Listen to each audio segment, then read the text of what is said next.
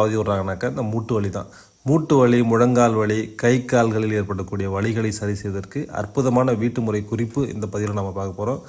அதுவும் ஸ்பெஷலாக வந்து பார்த்தீங்கன்னாக்கா old age persons. So how to cure old age persons நீ பெயின். நம்ம என்ன ஒரு முக்கியத்துவம் தரோம்னாக்கா, வயதானவங்களுக்கு வரக்கூடிய இந்த முட்டு வலி, முழங்கால் வலி, ஒரு சிலருக்கு பார்த்தீங்கன்னா அப்படியே சுருக்குன்னு குத்துற மாதிரி இருக்கும். மின்னல் எப்படி அந்த வெளிச்சம் பளிச்சுன்னு வருதோ அந்த மாதிரி பளிச்சுன்னு வலிக்கும். ஒரு சிலருக்கு அப்படியே நரம்பு இழுத்து பிடிக்கிற மாதிரி வலிக்கும். ஸோ இந்த மாதிரி ஏகப்பட்ட வலியில் வந்து பார்த்திங்கன்னா அவங்க சொல்ல முடியாத அளவுக்கு வேதனை வருவாங்க. ஸோ முழங்காலில் வலி வந்தது அப்படின்னாலே நம்ம என்ன பண்ணுறோம், வலி மாத்திரை ஏதாவது ஒன்று வாங்கி போட்டு வாயில் போட்டுட்டு ஒரு ஆயின்மெண்ட்டை தடவிட்டு சரியாயிடும்னு சொல்லிட்டு ஒரு தைரியத்தை வேலை செஞ்சுட்டு இருக்கோம். ஸோ அதுதான் வந்து தீர்வு கிடையாது. ஸோ நம்ம ஒரு சில உணவு பழக்க வழக்கங்கள் மற்றும் மருந்துகளை எடுத்துக்கும் போது பர்மனெண்ட்டாக ரிலீவ் கிடைக்கும்.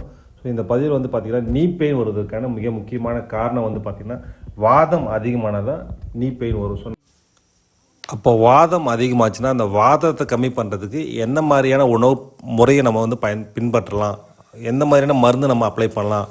மூட்டு வலியிலேருந்து முக்கியமாக வயதானவங்களுக்கு இந்த ஓல்டு ஏஜ் பர்சன் அந்த நீ பெயின் வந்து சரி பண்ணுறது அவ்வளோ சாதாரண விஷயமே கிடையாது. ஸோ அவங்க வந்து நான் 40 வருஷமாக நான் இதை தான் சாப்பிட்றேன், 50 வருஷமாக நான் இதை தான் சாப்பிட்றேன், நான் இப்படி தான் எதுன்னு சொல்லிட்டு அந்த மைண்ட் செட் வந்து அவங்களுக்கு பர்மனெண்ட்டாக ஃபிக்ஸ் ஆகிருக்கும். ஸோ அதை வந்து மாற்றுறதே ஒரு பெரிய சவாலாக இருக்கும்.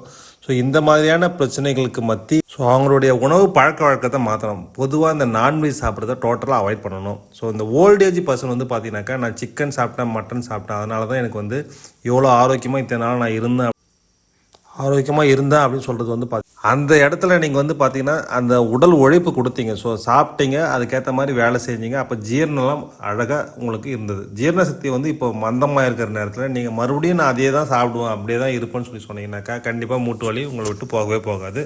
ஸோ இந்த மூட்டு வலியிலிருந்து வெளிவதற்கு அற்புதமான மூலிகை குறிப்பு நான் என்னன்றதை சொல்கிறேன். நீங்கள் இதை ஃபாலோ பண்ணுங்கள், உணவு பழக்க வழக்கத்தை மாற்றுங்க, கண்டிப்பாக ரிசல்ட் கிடைக்கும்.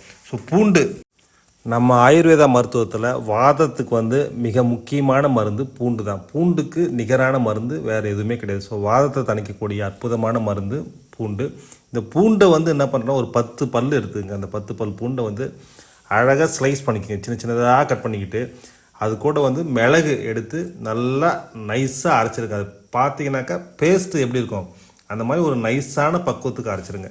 அரைச்சிட்டு அது கூட வந்து பார்த்திங்கன்னா ஒரு ஸ்பூன் மஞ்சத்தூள் போடுங்க.